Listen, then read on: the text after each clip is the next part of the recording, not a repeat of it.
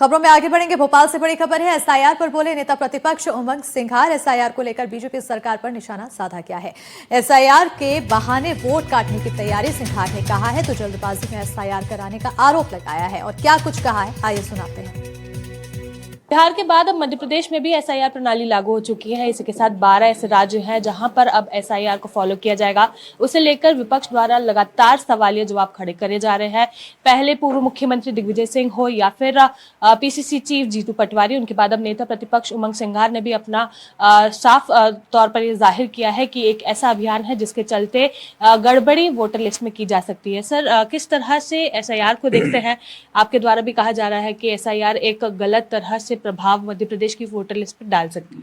देखिए, मैं समझता हूँ कि चुनाव आयोग हर साल मतदाता सूची का पुनरीक्षण कराता था।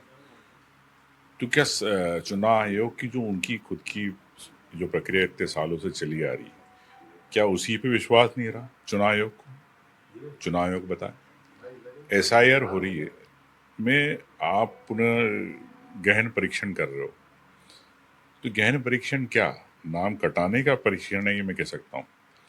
आज मध्य प्रदेश के अंदर 50 लाख से ज़्यादा लोग बाहर काम करते हैं, विशेष रूप से आदिवासी।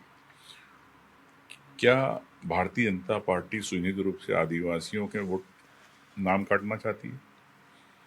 क्या जो पिछड़े हैं, दलित है, उनके नाम काटना चाहती है?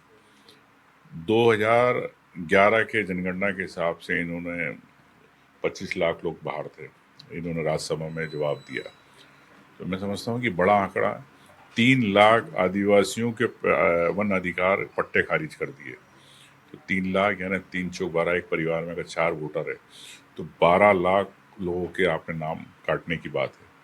तो मैं समझता हूँ कि एक महीने के अंदर कौन सा व्यक्ति किस देश में कहाँ पे काम कर रहा है, वो एक महीने में आके अगर नहीं आया तो एब्सेंट लिख देंगे, आप डाउटफुल कर लिख देंगे।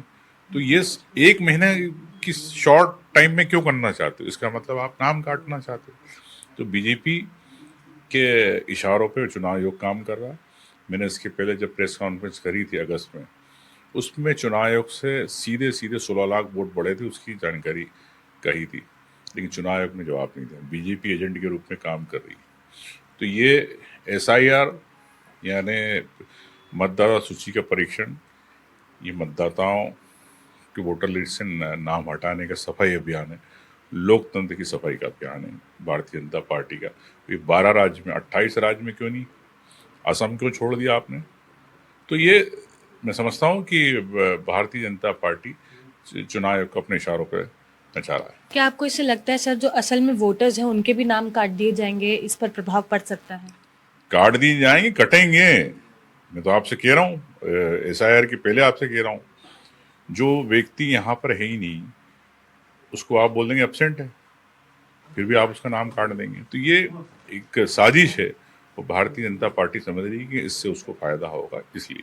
बिल्कुल, तो आप सुन रहे थे नेता प्रतिपक्ष उमंग सिंघार को, जिन्होंने कहा ये एक साजिश है जिससे भाजपा को लगता है कि उन्हें फायदा होगा। खैर, देखना होगा कि जब फरवरी 2026 में लिस्ट जारी होती है तो क्या कुछ निकलकर सामने आता है। कैमरामैन अभिषेक सिंह ठाकुर के साथ निहारिका शर्मा, एनडीटीवी।